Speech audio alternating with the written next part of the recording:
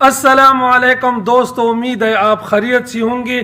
میرے بھائیوں، اس سے پہلے پارٹ میں ہم بیان کر چکے ہیں کہ حضرت یوسف علیہ السلام کو جیل میں ڈال دیا گیا۔ میرے دوستو، اور یوسف علیہ السلام نے خواب کی تعبیر بتائی اور ان کا ایک ساتھی رہا ہو گیا۔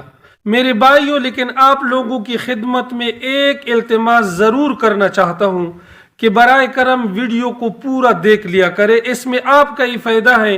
اگر آپ ویڈیو کو پورا نہیں دیکھتے ہو، آپ کو بات سمجھ میں نہیں آ جائے گی۔ ویڈیو کو پورا دیکھ لیا کرو، آپ کو بات بھی سمجھ میں آ جائے گی اور بڑا فائدہ بھی انشاءاللہ ہوگا۔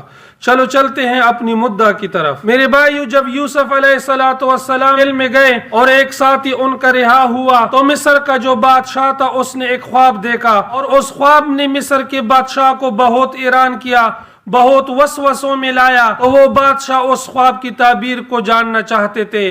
وہ خواب کیا تھا میرے دوستو؟ قرآن کہتا ہے وَقَالَ الْمَلِكُ إِنِّي أَرَى سَبْعَ بَقَرَاتٍ سِمَانٍ يَأْكُلُهُنَّ سَبْعٌ عِجَافٌ وَسَبْعَ سُنبُلَاتٍ خُضْرٍ وَأُخَرَ يَابِسَاتٍ يَا أَيُّهَا الْمَلَأُ أَفْتُونِي فِي رُؤْيَايَ إِن كُنتُمْ لِلرُّؤْيَا تَعْبُرُونَ۔ مصر کے بادشاہ نے کہا کہ میں خواب دیکھتا ہوں کہ 7 موٹی گائے ہیں اور 7 کمزور گائے ہیں، اور کمزور گائے موٹی گاؤں کو کھا جاتی ہیں، اور 7 سرسبز گوشے دیکھتا ہوں گندم کی، اور 7 خشک گوشے دیکھتا ہوں گندم کی کہ وہ ہری گوشوں کو کھا جاتی ہے، یعنی وہ بھی خشک ہو جاتی ہے۔ میرے بھائیو، اس خواب نے عزیز مصر کو حیران کیا اور اپنے درباریوں سے کہنے لگے کہ اس خواب کی تعبیر مجھے بتاؤ۔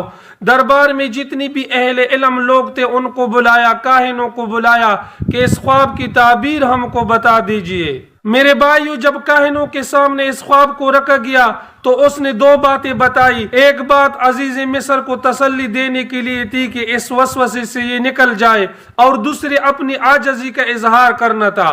انہوں نے کہا کہ جو خواب آپ بتا رہے ہو یہ ملی جلی ہوئی ہیں، خیالاتوں سے بری ہوئی ہیں، یہ وہم ہیں، اس کا اندیشہ نہ کرو۔ اور دوسری یہ کہا کہ ہم تعبیر جاننے والے نہیں ہیں، اگر صحیح خواب ہوتی تو ہم تعبیر بتا لیتے، اس خواب کی تعبیر نہیں ہے، اس وسوسے میں آپ نہ ڈالے۔ لیکن میرے بھائیو، بادشاہ کو یہ الجھن بہت بڑی سی تھی اور اس کو قرار نہیں آتا تھا۔ جب یہ باتیں اس شخص نے سن لی، جب یوسف علیہ السلام کے قید میں رہے تھے اور رہائی اس کو ہوئی تھی، اس کو وہ بات یاد آئی کہ یوسف نے تو مجھے کہا تھا کہ میں خوابوں کی تعبیر جانتا ہوں، اور اپنے بادشاہ سے کہنے لگے کہ یا بادشاہ مجھے اجازت دیجئے کہ میں جیل کے اندر جاؤں، میں آپ کو اس خواب کی تعبیر بتا کر لے آؤں گا۔ میرے دوستو، عزیز مصر نے اس شخص کو جیل کے لیے بھیجا اور یوسف علیہ السلام سے ملے، اور یوسف علیہ السلام کو کہنے لگے کہ اے میرے دوست، اے صدیق، یعنی اس کا اقرار کیا کہ تو سچا ہے، تو اللہ کا پیغمبر ہے، اور بادشاہ نے ایک خواب دیکھا ہے، اس کی تعبیر مجھے بتا دیجئے، شاید یہ تعبیر آپ کے لیے بھی جیل سے رہائی کا سبب بنے۔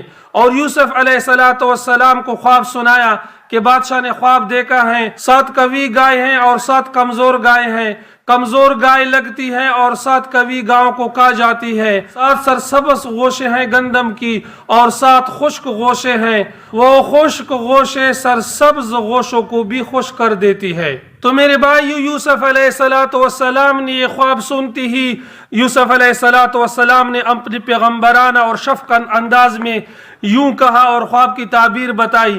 یوں نہ کہا کہ یہ شرط لگائی کہ پہلے مجھے رہا کر دیا جائے پھر میں خواب کی تعبیر بتاؤں گا۔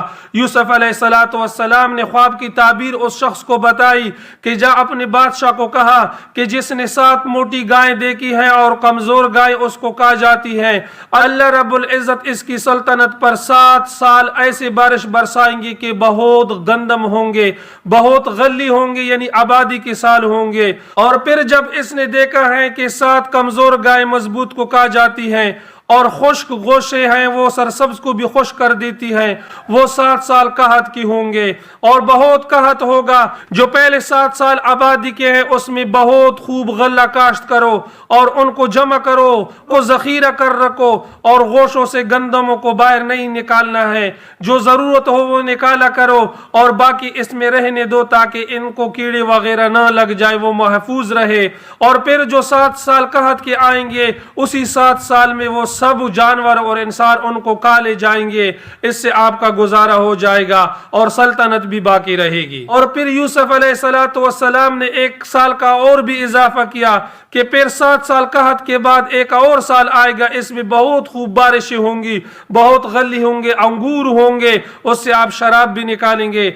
मेरे भाइयों, जब वो शख्स अजीज मिस्र के पास आया और कहने लगा और पूरा ख्वाब की ताबीर बताई, तो उसने यूसुफ अलैहिस्सलाम के फजल और कमाल को देखते हुए सुना, बड़ा हैरान रह गया और फौरन यूसुफ अलैहिस्सलाम की पीछे एक शख्स को भेजा कि यूसुफ को यहाँ बुलाओ। मेरे दोस्तों, जब वो शख्स यूसुफ अलैहिस्सलाम के पास गया और कहने लगा कि बादशाह आपको रिहाई का ऐलान करते हैं, आपको बुलाते हैं, तो यूसुफ अलैहिस्सलाम ने रिहाई से इनकार कर दिया और यूसुफ अलैहिस्सलाम ने एक शर्त बताई उनको। मेरे दोस्तों, नबी पाक सल्लल्लाहु अलैहि वसल्लम फरमाते हैं कि अगर यूसुफ की जगह मैं होता तो मैं कोई शर्त न लगाता, मैं फौरन रिहाई के लिए जा पड़ता। और यूसुफ अलैहिस्सलाम ने शर्त लगाई और वो शर्त ये थी कि अजीज मिस्र को कहो कि उन औरतों का हाल पूछी जिसने अपने हाथों को काटा था कि मुझे किस जुर्म में जेल में डाला गया है, मेरी बरात करे, इस केस की तहकीक करे उन औरतों से। मेरे भाई, यूसुफ अलैहिस्सलाम ने अजीज मिस्र की बीवी का नाम ना लिया, सिर्फ इशारा देने था कि उन औरतों से पूछी जिसने अपना हाथ काटा था। ज़िमन में अजीज मिस्र की बीवी भी आ गई, इस बात की तहकीक करो फिर मैं जेल से बाहर आऊंगा। तो मेरे दोस्तों, इसके बाद क्या होता है, यहाँ पर हमारा 9वां पार्ट मुकम्मल हो जाता है। फिर अजीज मिस्र इस केस की तहकीक करते हैं कि कौन झूठा है और कौन सच्चा है। यूसुफ अलैहिस्सलाम को रिहाई मिल जाती है।